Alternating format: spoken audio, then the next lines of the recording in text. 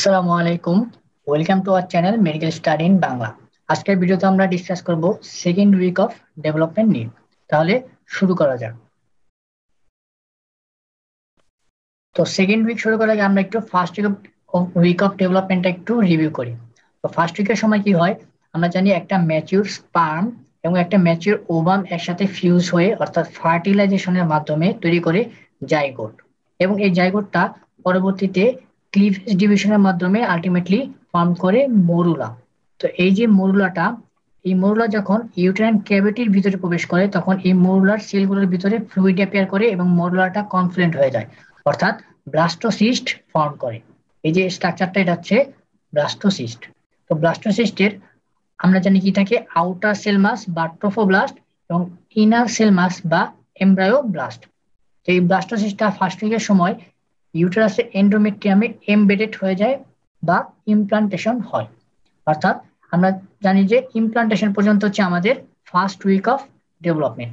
তাহলে এখন দেখবো আমরা এই ইমপ্লান্টেশনের পর অর্থাৎ সেকেন্ড উইকে কি কি চেঞ্জেস হয়। তাহলে এখন আমরা আসি সেকেন্ড উইক অফ ডেভেলপমেন্টে। তো আমরা জানি সেকেন্ড উইক শুরু হয় হচ্ছে 8 ডে থেকে। তো আমরা এখন দেখবো সেকেন্ড উইকে ডে বাই ডে কি কি চেঞ্জেস হয়। তাহলে শুরু করি। দেখো, প্রথমে কি হয়, এই যে ব্লাস্টোসিস্টটা 8 ডেতে পার্শিয়ালি এমবেডেড থাকে, অর্থাৎ সে এন্ডোমেট্রিয়ামে পার্শিয়ালি প্রবেশ করবে, এখনো ফুললি সে প্রবেশ করেনি। অর্থাৎ 8 ডেতে ব্লাস্টোসিস্টটা পার্শিয়ালি এমবেডেড থাকে এবং ট্রোফোব্লাস্ট সেল লেয়ারটা ডিফারেন্সিয়েট হয়ে দুইটা সেল লেয়ার তৈরি করে। অর্থাৎ দেখো, এই যে ফার্স্ট উইকে আউটার সেল মাস বা ট্রোফোব্লাস্ট সেল লেয়ারটা, এই ট্রোফোব্লাস্ট সেল লেয়ারটা কি করে, 8 ডেতে এসে দুইটা সেল লেয়ারে কনভার্ট হয়ে যায়, অর্থাৎ দুইটা সেল লেয়ারে ডিফারেন্সিয়েট হয়। কি কি দেখো, এই যে সাইটোট্রোফোব্লাস্ট এবং সিনসাইশিও ট্রোফোব্লাস্ট। তার মানে আউটার সেল মাস বা ট্রোফোব্লাস্ট ডিফারেন্সিয়েট তৈরি করলো সাইটোট্রোফোব্লাস্ট এবং সিনসাইশিও ট্রোফোব্লাস্ট। এই যে সাইটোট্রোফোব্লাস্ট সেল লেয়ারটা হচ্ছে, এই যে দেখো লাইট গ্রিন কালারের এই যে লেয়ারটা, এটা হচ্ছে সাইটোট্রোফোব্লাস্ট। আর এই যে ডার্ক গ্রিন কালারের যে লেয়ারটা, এটা হচ্ছে সিনসাইশিও ট্রোফোব্লাস্ট। তো আমরা কিভাবে চিনবো কোনটা সাইটোট্রোফোব্লাস্ট কোনটা সিনসাইশিও ট্রোফোব্লাস্ট? দেখো, এই যে সাইটোট্রোফোব্লাস্টের সেলগুলো হচ্ছে মনোনিউক্লিয়েটেড। মনো মানে হচ্ছে এক, অর্থাৎ সাইটোট্রোফোব্লাস্টের সেলগুলো হচ্ছে একটা করে নিউক্লিয়াস কন্টেইন করবে। এই যে দেখো, আমরা প্রত্যেকটা সেলে একটা করে গোল গোল নিউক্লিয়াস দেখতে পাচ্ছি। কিন্তু সিনসাইশিও ট্রোফোব্লাস্টের সেলগুলো হচ্ছে মাল্টি নিউক্লিয়েটেড। সিনসাইশিও ট্রোফোব্লাস্ট সেলগুলো মাল্টি নিউক্লিয়েটেড কেন?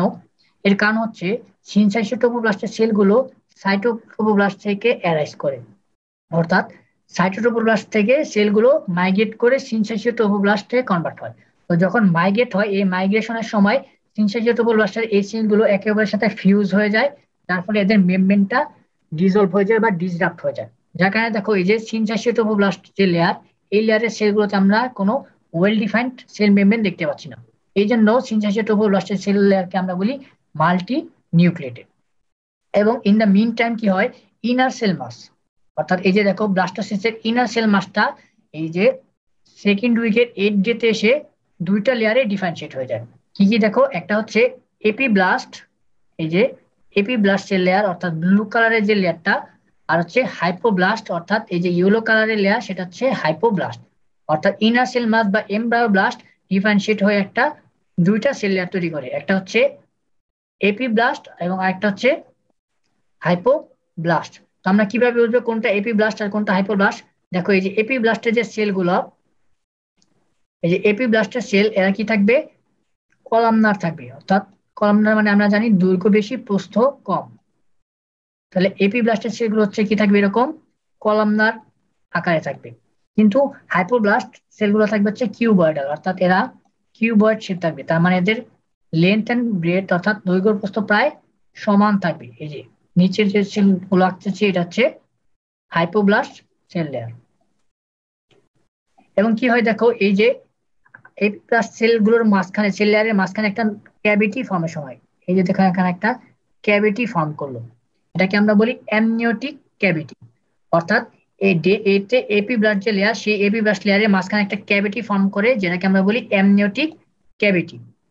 এখন এই যে অ্যামনিওটিক ক্যাভিটিকে যে লাইন করে আছে যে সেলগুলো, অর্থাৎ এই যে দেখো ব্লু সেলগুলো অর্থাৎ এপিব্লাস্টের যে সেলগুলো অ্যামনিওটিক ক্যাভিটিকে লাইন করে আছে, অথবা আমরা বলতে পারি এপিব্লাস্টের যে সেলগুলো সাইটোট্রোফোব্লাস্টের সাথে লেগে আছে তাদেরকে আমরা বলি অ্যামনিওব্লাস্ট। এখন এই যে এপিব্লাস্ট এবং হাইপোব্লাস্ট এর দুইটাকে একসাথে আমরা বলি বাইলেমিনার জার্ম ডিস্ক।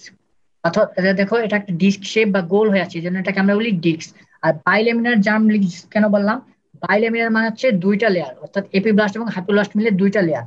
আর জার্ম ডিস্ক মানে হচ্ছে এই লেয়ার দুইটা পরবর্তীতে আমাদের জার্ম লেয়ার ফর্ম করবে। তো আমাদের জার্ম লেয়ার কি কি আছে? আমাদের হচ্ছে তিনটা জার্ম লেয়ার, একটার্ম, মেসোডার্ম, এন্ডোডার্ম। তাহলে এই যে বাইলেমিনার জার্ম ডিস্ক, এই বাইলেমিনার জার্ম ডিস্ক যখন থার্ড উইকে যাবে, থার্ড উইকে সে গ্যাস্ট্রুলেশনের মাধ্যমে ট্রাইলেমিনার জার্ম ডিস্কে কনভার্ট হয়ে যাবে। অর্থাৎ সে তিনটা জার্ম লেয়ার তৈরি করবে, একটোডার্ম, মেসোডার্ম, এন্ডোডার্ম। তখন সেটাকে আমরা বলি গ্যাস্ট্রুলেশন, অর্থাৎ গ্যাস্ট্রুলেশন প্রসেসের মাধ্যমে সে একটোডার্ম, এন্ডোডার্ম আর মেসোডার্ম এই তিনটা লেয়ার ফর্ম করবে। তো একটোডার্ম, এন্ডোডার্ম, মেসোডার্ম এই যে তিনটা লেয়ার, অর্থাৎ এই জার্ম লেয়ার থেকে আমাদের বডির সকল স্ট্রাকচার পরবর্তীতে তৈরি হয়। আর ট্রোফোব্লাস্টের যে সেলগুলা, অর্থাৎ সাইটোট্রোফোব্লাস্ট, সিনসাইটোট্রোফোব্লাস্ট, এরা কি করে? এই ফিটাসটাকে বেঁচে থাকার জন্য সাপোর্টিং স্ট্রাকচার গুলো তৈরি করে, যেমন প্লাসেন্টা, আম্বিলিকাল কর্ড। দেখো এই যে 8 ডে সময় এন্ডোমেট্রিয়ামটা কি থাকে? এন্ডোমেট্রিয়ামের স্টোমাটা ইডিমাটাস্ট হয়ে যায়, অর্থাৎ তার ভিতরে ফ্লুইড অ্যাপিয়ার করে, এবং এই এন্ডোমেট্রিয়ামে ব্লাড ভেসেল অ্যাপিয়ার করে এবং এর ব্লাড ফ্লো বেড়ে যায়। আর ঠিক তখনই গ্ল্যান্ড, অর্থাৎ ইউটেরাইনের যে গ্ল্যান্ড, ইউটেরাইন গ্ল্যান্ড গুলো আস্তে আস্তে এনলার্জ হয় এবং টর্সুয়াস হয়ে যায়। টর্সুয়াস মানে হচ্ছে এই গ্ল্যান্ড গুলো আঁকা বাঁকা হয়ে যায়, এবং এই গ্ল্যান্ড গুলো তখন প্রচুর পরিমাণে সিক্রেট করে মিউকাস এবং গ্লাইকোজেন মেমব্রেন, সরি, প্রচুর পরিমাণে মিউকাস এবং গ্লাইকোজেন সিক্রেট করে। আর এই গ্লাইকোজেন সিক্রেট আর মিউকাসের কারণ হচ্ছে এরা কি করে? পরবর্তীতে এই যে এমব্রায়োটাকে নিউট্রিয়েন্টস দেয়। তাহলে এই ছিল 8 ডে অফ ডেভেলপমেন্ট। তাহলে আমরা 8 ডেতে কি কি ইভেন্ট দেখলাম? দেখো 8 ডেতে আমরা কি ইভেন্ট দেখলাম? দেখো এই যে ব্লাস্টোসিস্টটা পার্শিয়ালি এমবেডেড ইনটু এন্ডোমেট্রিয়াম, তারপর হচ্ছে আউটার সেল মাস বা ট্রোফোব্লাস্টটা ডিফারেন্সিয়েট হয়ে দুইটা সেল লেয়ার তৈরি করছে, সাইটোট্রোফোব্লাস্ট এন্ড সিনসাইটোট্রোফোব্লাস্ট। আবার ইনার সেল মাস বা এমব্রায়োব্লাস্ট ডিফারেন্সিয়েট হয়ে তৈরি করছে এপিব্লাস্ট এবং হাইপোব্লাস্ট। এবং একটা নতুন ক্যাভিটি ফর্ম হয়েছিল এপিব্লাস্ট সেল লেয়ারের মধ্যে, সেটা হচ্ছে অ্যামনিওটিক ক্যাভিটি। এবং এন্ডোমেট্রিয়াম স্ট্রমাটা, অর্থাৎ এন্ডোমেট্রিয়ামটা তখন কি ছিল? ইডিমাটাস ছিল, হাইলি ভাস্কুলার ছিল এবং গ্ল্যান্ড গুলো এনলার্জ হচ্ছিল। তাহলে এই ছিল 8 ডে ডেভেলপমেন্ট। তাহলে এখন আমরা দেখবো 9 ডেতে কি কি ডেভেলপমেন্ট হয়। দেখো 9 ডেতে কি হয়? এই যে ব্লাস্টোসিস্টটা মোর ডিপলি এমবেডেড, অর্থাৎ ব্লাস্টোসিস্টটা আরো ভিতরে প্রবেশ করে এন্ডোমেট্রিয়ামের, এবং এই ব্লাস্টোসিস্টটা যেখান দিয়ে প্রবেশ করে, অর্থাৎ ইমপ্লান্টেশনটা যেখানে হয়, সেখানে কি হয়? এই যে এন্ডোমেট্রিয়ামের এপিথেলিয়ামটা কি হয়? ডিস্ট্রয় হয়ে যায়, অর্থাৎ একটা ডিফেক্ট তৈরি হয়। এই যে দেখো এটা হচ্ছে এন্ডোমেট্রিয়ামের এপিথেলিয়াম, তো এই জায়গাটা দিয়ে কি করছিল? ব্লাস্টোসিস্টটা প্রবেশ করছিল, তার ফলে এখানে একটা ডিফেক্ট তৈরি হয়েছিল। তো এই যে 9 ডেতে কি হয়? এই ডিফেক্টটা ফিব্রিম কোয়াগুলাম দ্বারা রিপ্লেস হয়ে যায়। তারপরে দেখো এই 9 ডেতে অ্যাবেমব্রানিক পোলে কিছু ভ্যাকিউল অ্যাপিয়ার করে। ভ্যাকিউল মানে হচ্ছে ছিদ্র, এই যে দেখো সাদা কালারের এগুলো হচ্ছে ভ্যাকিউল বা ছিদ্র। এই ভ্যাকিউল গুলো কোথায় অ্যাপিয়ার করে? এমব্রানিক পোলে। তাহলে এমব্রানিক পোল কোনটা? এই যে দেখো, এই যে মনে করি আমরা এখানে একটা লাইন টানলাম, এই লাইনের দেখো ইনার সেল মাস বা এমব্রায়োব্লাস্টটা যেই দিকে আছে সেই পোলটা হচ্ছে অ্যাব এমব্রায়োনিক পোল, এবি, অ্যাব এমব্রায়োনিক পোল। আর যেদিকে তার অপোজিট দিকটা আছে, অর্থাৎ তার অপোজিট দিকটা হচ্ছে এমব্রায়োনিক পোল। তাহলে আমরা বলতে পারি এই যে দেখো নিচের দিকটা, এই যে এটা হচ্ছে কি? অ্যাব এমব্রায়োনিক পোল, অর্থাৎ এখানে ইনার সেল মাসটা আছে। তাহলে এই নিচের এই দিকটা হচ্ছে অ্যাব এমব্রায়োনিক পোল, আর উপরের দিকটা হচ্ছে কি তাহলে এমব্রায়োনিক পোল। তাহলে আমি কি বললাম একটু আগে? যে এমব্রায়োনিক পোলে, অর্থাৎ ইনার সেল মাসের অপোজিট দিকে এমব্রায়োনিক পোলে কি হয়? কতগুলো ভ্যাকিউল অ্যাপিয়ার করে। এই যে দেখো ছোট ছোট ভ্যাকিউল বা ছিদ্র। এই ভ্যাকিউল গুলো পরবর্তীতে আবার কি হয়? একে অপরের সাথে ফিউজ হয়ে বড় ছিদ্র অর্থাৎ ল্যাকুনা তৈরি করে। এই যে দেখো বড় বড় যে ল্যাকুনা, ট্রোফোব্লাস্টিক ল্যাকুনা। তার মানে ল্যাকুনা কি? কতগুলো ভ্যাকিউল একসাথে ফিউজ হয়ে তৈরি করে ল্যাকুনা। তো 9 ডেতে যেহেতু ল্যাকুনা তৈরি হয়েছে, এই জন্য 9 ডেকে আমরা বলি ল্যাকুনার স্টেজ। তাহলে এমব্রায়োনিক পোলে কি হলো? ল্যাকুনা ফর্মেশন হলো। এবং অ্যাবেমব্রায়োনিক পোলে হাইপোব্লাস্ট যে সেল, এই হাইপোব্লাস্ট লেয়ার থেকে কিছু নতুন ধরনের সেল অ্যারাইজ করে এবং এরা সাইটোট্রোফোব্লাস্টের ইনার মেমব্রেন বরাবর মাইগ্রেট করে। এই দেখো ইয়েলো কালার সেলগুলো মাইগ্রেট করে এই যে একটা ইনার মেমব্রেন, সাইটোট্রোফোব্লাস্টের ভিতরের দিক বরাবর একটা নতুন মেমব্রেন তৈরি করছে। এই মেমব্রেনটাকে আমরা বলি এক্সোসিলোমিক মেমব্রেন বা হসার্স মেমব্রেন। এবং এই হসার্স মেমব্রেন ফর্মেশন হওয়ার ফলে মাঝখানে একটা নতুন ক্যাভিটি তৈরি হয়েছে। এই ক্যাভিটিটাকে আমরা বলি এক্সোসিলোমিক ক্যাভিটি বা প্রিমিটিভ ইয়ক স্যাক। এরপর আসি আমরা, দেখো এই যে 9 ডেতে তাহলে আমরা কি কি ইভেন্ট দেখলাম, যে ব্লাস্টোসিস্টটা মোর ডিপলি এমবেডেড হলো এন্ডোমেট্রিয়ামে এবং এমব্রায়োনিক পোলে কিছু ভ্যাকুল অ্যাপিয়ার করলো এবং ভ্যাকুলগুলো ফিউজ হয়ে ফর্ম করছিল ল্যাকুনা। এবং কি হলো, একটা নতুন ফ্ল্যাট সেল অ্যাপিয়ার করলো হাইপোব্লাস্ট থেকে, যেটাকে আমরা বললাম কি এক্সোসিমিক মেমব্রেন বা হসার্স মেমব্রেন। আর এই হসার্স মেমব্রেনের ভিতরে একটা নতুন ক্যাভিটি তৈরি হলো, সেটা হচ্ছে কি প্রিমিটিভ ইয়ক স্যাক বা এক্সোসিলোমিক ক্যাভিটি। এখন আমরা দেখবো 11th and 12th ডেতে কি কি চেঞ্জেস হয়। তো 9 ডের পর আমরা 11 and 12তে আসলাম কেন, কারণ 10 ডেতে কোনো সিগনিফিকেন্ট চেঞ্জ হয় না। তাহলে দেখো 11 and 12 ডেতে কি কি চেঞ্জেস হয়। 11 and 12 ডেতে ব্লাস্টোসিস্টটা কমপ্লিটলি এমবেডেড হয়ে যায়, অর্থাৎ সেই ব্লাস্টোসিস্টটা একদম কমপ্লিটলি এন্ডোমেট্রিয়ামের ভিতরে প্রবেশ করে। এবং এই ব্লাস্টোসিস্টটা কমপ্লিটলি প্রবেশ করার পর, অর্থাৎ এই যে এমবেডেড হওয়ার পর, এমবেডেড হওয়ার সময় কি ঘটে, এন্ডোমেট্রিয়ামে থাকা ম্যাটার্নাল সাইনোসয়েড, ম্যাটার্নাল সাইনোসয়েড কি, সাইনোসয়েড হচ্ছে ডাইলেটেড ক্যাপিলারি। তো এই যে দেখো এটা হচ্ছে একটা ক্যাপিলারি। তো এই যে ব্লাস্টোসিস্টটা যখন ভিতরের দিকে প্রবেশ করে তখন এই ক্যাপিলারিকে সে ডিস্ট্রয় করে দেয় এবং ক্যাপিলারি থেকে ব্লাড গুলো বের হয়ে আসে এবং ব্লাড গুলো বের হয়ে সেই যে 9 ডেতে ল্যাকুনা তৈরি হয়েছিল এই ল্যাকুনার ভিতরে প্রবেশ করে এবং এই ল্যাকুনা গুলো তখন একে অপরের সাথে কমিউনিকেট করে এবং ফর্ম করে ল্যাকুনার নেটওয়ার্ক। তাহলে কি হলো, 11 and 12 ডেতে ম্যাটার্নাল সাইনোসয়েড গুলো ইরোড হয়ে গেল বা ডিসরাপ্ট হয়ে গেল এবং ব্লাড অ্যাপিয়ার করলো ল্যাকুনাতে। এই যে ব্লাড ল্যাকুনাতে অ্যাপিয়ার করলো, অর্থাৎ ম্যাটার্নাল ব্লাড এই যে এমব্রায়োর ভিতরে প্রবেশ করলো, এটাকে আমরা বলি ইউটেরো প্লাসেন্টাল সার্কুলেশন। তার মানে 11th and 12th ডেতে কি হলো, ইউটেরো প্লাসেন্টাল সার্কুলেশনটা স্টাবলিশ হয়ে গেল। এবং এই যে দেখো, তো এই যে এক্সোসিলমিক মেমব্রেন অথবা এই যে এক্সোসিলমিক ক্যাভিটি আর এই যে সাইটোট্রোফোব্লাস্ট, এর মাঝখানে এই যে দেখো ব্রাউন কালার একটা নতুন সেল লেয়ার অ্যাপিয়ার করছে, এটাকে আমরা বলি এক্সট্রা এমব্রায়োনিক মেসোডার্ম। তার মানে কি করলো, এক্সোসিলমিক ক্যাভিটি আর সাইটোট্রোফোব্লাস্ট এর মাঝখানে নতুন আরেক ধরনের সেল অ্যারাইজ করলো, যেটা হচ্ছে এক্সট্রা এমব্রায়োনিক মেসোডার্ম। আর এই এক্সট্রা এমব্রায়োনিক মেসোডার্মের মাঝখানে আবার কতগুলো ছোট ছোট ক্যাভিটি অ্যাপিয়ার করে। এই যে দেখো একটা ক্যাভিটি, এই যে একটা ক্যাভিটি, এই যে একটা ক্যাভিটি, এই যে একটা ক্যাভিটি। অর্থাৎ এক্সট্রা এমব্রায়োনিক মেসোডার্মের মাঝখানে একটা কতগুলো ক্যাভিটি তৈরি হয়, যেটাকে আমরা বলি এক্সট্রা এমব্রায়োনিক ক্যাভিটি। অর্থাৎ এক্সট্রা এমব্রায়োনিক মেসোডার্মের মাঝখানে যে ক্যাভিটি সেটা হচ্ছে এক্সট্রা এমব্রায়োনিক ক্যাভিটি। এই যে এক্সট্রা এমব্রায়োনিক ক্যাভিটি তৈরি হওয়ার ফলে এক্সট্রা মেসোডার্মটা দুই ভাগে ভাগ হয়ে গেল, অর্থাৎ দুই ভাগে স্প্লিট হয়ে গেল। একটা হচ্ছে এক্সট্রা এমব্রায়োনিক সোমাটিক মেসোডার্ম আর একটা হচ্ছে এক্সট্রা এমব্রায়োনিক স্প্ল্যাঙ্কনিক মেসোডার্ম। তাহলে কোনটা সোমাটিক আর কোনটা স্প্ল্যাঙ্কনিক, দেখো এই যে সাইটোট্রোফোব্লাস্টকে লাইন করে আছে যে লেয়ারটা এক্সট্রা এমব্রায়োনিক মেসোডার্মের, এটাকে আমরা বলি এক্সট্রা এমব্রায়োনিক সোমাটিক মেসোডার্ম। আর এক্সোসিলমিক, আর দেখো এই যে এক্সোসিলমিক মেমব্রেন বরাবর যে লেয়ারটা, এটা হচ্ছে কি এক্সট্রা এমব্রায়োনিক স্প্ল্যাঙ্কনিক মেসোডার্ম। তো এই যে 11th and 12th আরেকটা ইম্পর্টেন্ট চেঞ্জেস হয়, সেটা হচ্ছে ডেসিডুয়াল রিঅ্যাকশন। তাহলে ডেসিডুয়াল রিঅ্যাকশন জানার আগে আমরা একটু দেখি ডেসিডুয়াটা কি। ডেসিডুয়া হলো functional layer of the endometrium after implantation is known as decidua. অর্থাৎ এন্ডোমেট্রিয়ামটা ইমপ্লান্টেশন হওয়ার পর সেটাকে আমরা বলি ডেসিডুয়া, অর্থাৎ endometrium of uterus after implantation, অর্থাৎ যেখানে ইমপ্লান্টেশনটা হয় সেটাকে আমরা বলি ফাংশনাল লেয়ার বা ডেসিডুয়া। এই যে ডেসিডুয়ার হচ্ছে আবার তিনটা পার্ট থাকে, একটা থাকে ডেসিডুয়া বেসালিস, ডেসিডুয়া ক্যাপসুলারিস, ডেসিডুয়া প্যারাইটালিস। ডেসিডুয়া বেসালিসটা কি, এমব্রায়োনিক পোল বরাবর, এমব্রায়োনিক পোল বরাবর যে ডেসিডুয়াটা থাকে সেটাকে আমরা বলি ডেসিডুয়া বেসালিস। এবং অ্যাবেমব্রায়োনিক পোল বরাবর যে থাকে সেটাকে আমরা বলি ডেসিডুয়া ক্যাপসুলারিস। আর এই যে রেস্ট অফ দ্য ডেসিডুয়া এটা হচ্ছে ডেসিডুয়া প্যারেন্টালিস। তাহলে 11th and 12th ডেতে কি হয়, ডেসিডুয়াল রিঅ্যাকশন হয়। ডেসিডুয়াল রিঅ্যাকশনটা কি? ডেসিডুয়াল রিঅ্যাকশন হলো all the changes that occur in decidua, অর্থাৎ ডেসিডুয়ার ভিতরে যেসব চেঞ্জেস হয় সেটাকে আমরা বলি ডেসিডুয়াল রিঅ্যাকশন।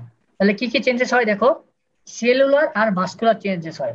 সেলুলার চেঞ্জেসটা কি দেখো, সেলস অফ দ্য এন্ডোমেট্রিয়াম, অর্থাৎ এন্ডোমেট্রিয়ামের সেলগুলো become polyhedral and loaded with glycogen and lipid, অর্থাৎ এন্ডোমেট্রিয়াম সেলগুলো পলিহাইড্রাল হয়ে যায় এবং তার ভিতরে গ্লাইকোজেন অ্যান্ড লিপিড লোড হয়।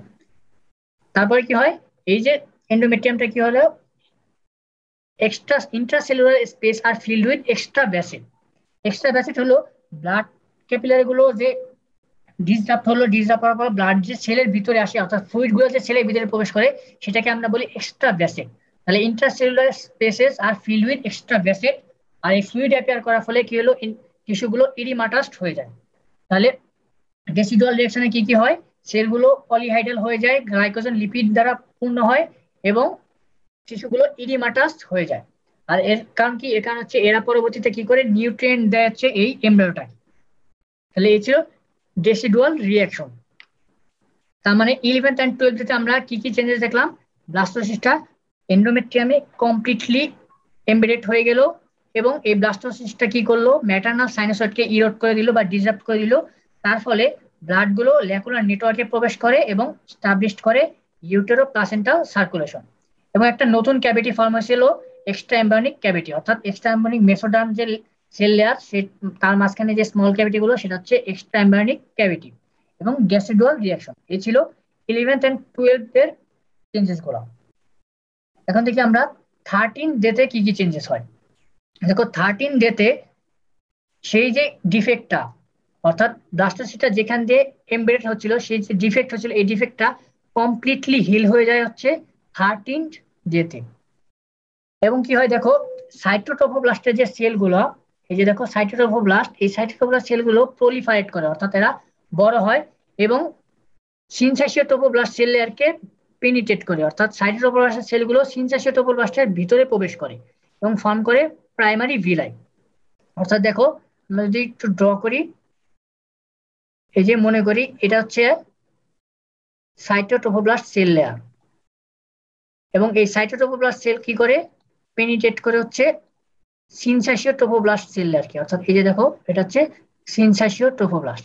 তার মানে কি হলো, সিনসাসীয় টোপোব্লাস্টের ভিতরে প্রবেশ করলো সাইটোটোফোব্লাস্ট। এর ফলে এই যে কলামনার যে স্ট্রাকচার তৈরি হলো এটাকে আমরা বলি প্রাইমারি ভিলাই। তাহলে এই যে দেখো একটা প্রাইমারি ভিলাই, এই যে একটা প্রাইমারি ভিলাই, অর্থাৎ প্রাইমারি ভিলাই মানে কি দেখো, সাইটোটোফোব্লাস্ট কাভার্ড বাই সিনসাসীয় টোপোব্লাস্ট, এটা হচ্ছে প্রাইমারি ভিলাই। আচ্ছা, ঠিক একই সময় দেখো 13 ডেতে হাইপোব্লাস্ট সেল থেকে একটা নতুন ধরনের সেল লেয়ার অ্যাপিয়ার করে এবং এরা এক্সোসেলমিক মেমব্রেন বরাবর মাইগ্রেট করে এবং তারা একটা নতুন ক্যাভিটি ফর্ম করে। সেই ক্যাভিটিটাকে আমরা বলি সেকেন্ডারি ইয়ক স্যাক বা ডেফিনিট ইয়ক স্যাক। অর্থাৎ দেখো এই যে দেখো 11 ডেতে এই যে মাঝখানে কি ক্যাভিটি ছিল, এটা ছিল এক্সোসেলমিক ক্যাভিটি বা প্রিমিটিভ ইয়ক স্যাক। কিন্তু এই প্রিমিটিভ ইয়ক স্যাক পরবর্তীতে 13 ডেতে কি হয়েছিল দেখো, এই যে 13 ডেতে এই যে হাইপোব্লাস্ট সেল থেকে নতুন আরেক ধরনের সেল লেয়ার তৈরি হলো মাঝখানে এবং একটা স্মল ক্যাভিটি তৈরি করলো। এটা ছিল 13 ডেতে একটা নতুন ক্যাভিটি তৈরি করলো, সেই ক্যাভিটিটা হচ্ছে সেকেন্ডারি ইয়ক স্যাক। এই যে দেখো সেকেন্ডারি ইয়ক স্যাক, এই যে সেকেন্ডারি ইয়ক স্যাক। তাহলে সেকেন্ডারি ইয়ক স্যাক কে ফর্ম করলো, এই যে হাইপোব্লাস্ট সেল থেকে নতুন আরেকটা নিউ সেল লেয়ার আসছে, সেই সেল লেয়ারটা ফর্ম করে সেকেন্ডারি ইয়ক স্যাক। আর সেকেন্ডারি ইয়ক স্যাক হওয়ার ফলে আগের যে প্রাইমারি ইয়ক স্যাক, সেই প্রাইমারি ইয়ক স্যাকটা কি হয়ে যায়, পিন স্টপ হয়ে যায় এবং এক্সোসেমিক সিস্ট হিসেবে সে পারসিস্ট করে। এবং এই যে দেখো এক্সট্রা এমব্রিয়নিক ক্যাভিটি গুলো, এই ক্যাভিটি গুলো একে অপরের সাথে ফিউজ হয়ে একটা লার্জ এক্সট্রা এমব্রিয়নিক ক্যাভিটি তৈরি করে। অর্থাৎ দেখো আমরা যদি 11 ডেতে যাই, এই যে দেখো 11 ডেতে মাঝখানে কিছু ছোট ছোট ক্যাভিটি ছিল এক্সট্রা এমব্রিয়নিক মেসোডার্মের মাঝখানে, যেটাকে আমরা বলছিলাম এক্সট্রা এমব্রিয়নিক ক্যাভিটি। এই যে ক্যাভিটি গুলো একে অপরের সাথে 13 ডেতে ফিউজ হয়ে যায়। এই যে দেখো 13 দিতে আর কোনো স্মল ক্যাভিটি নেই, এটা কি হলো একে অপরের সাথে ফিউজ হয়ে একটা লার্জ ক্যাভিটি তৈরি করলো, এটাকে আমরা বলি এক্সট্রা এমব্রায়োনিক ক্যাভিটি বা কোরিওনিক ক্যাভিটি। এই যে কোরিওনিক ক্যাভিটি এ কি করে, এমব্রায়োব্লাস্টকে ট্রোফোব্লাস্ট থেকে অলমোস্ট সেপারেট করে দেয়। শুধুমাত্র একটা জায়গায় এরা সেপারেট হয় না, এই যে জায়গাটা, এটাকে আমরা বলি কানেক্টিং স্টক। এবং এই কানেক্টিং স্টকে পরবর্তীতে ব্লাড ভেসেল অ্যাপিয়ার করে এবং এখানে আম্বিলিকাল কর্ড ফর্মেশন হয়। তাহলে এই ছিল 13 ডের চেঞ্জেস গুলো। তাহলে আমরা 13 ডেতে কি কি দেখলাম, যে এন্ডোমেট্রিয়াল ডিফেক্টটা কমপ্লিটলি হিল হয়ে গেল এবং একটা primary villi, formation of primary villi, তারপরে কি হলো ফর্মেশন অফ ডেফিনিট ইয়কস্যাক বা সেকেন্ডারি ইয়কস্যাক। তাহলে এখন আমরা দেখি যে সেকেন্ড উইকে অ্যাজ এ হোল, অর্থাৎ ফার্স্ট থেকে লাস্ট পর্যন্ত আমরা কি কি পেলাম।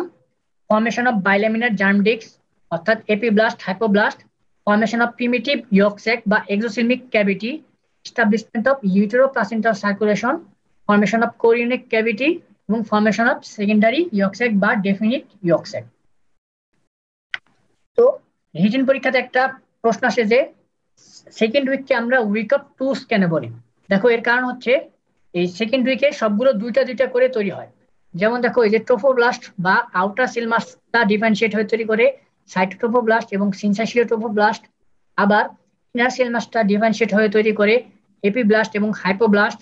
আবার এক্সট্রা এমব্রায়োনিক মেসোডার্মটা স্প্লিট হয়ে তৈরি করে এক্সট্রা এমব্রায়োনিক সোমাটিক মেসোডার্ম এবং এক্সট্রা এমব্রায়োনিক স্প্ল্যাঙ্কনিক মেসোডার্ম।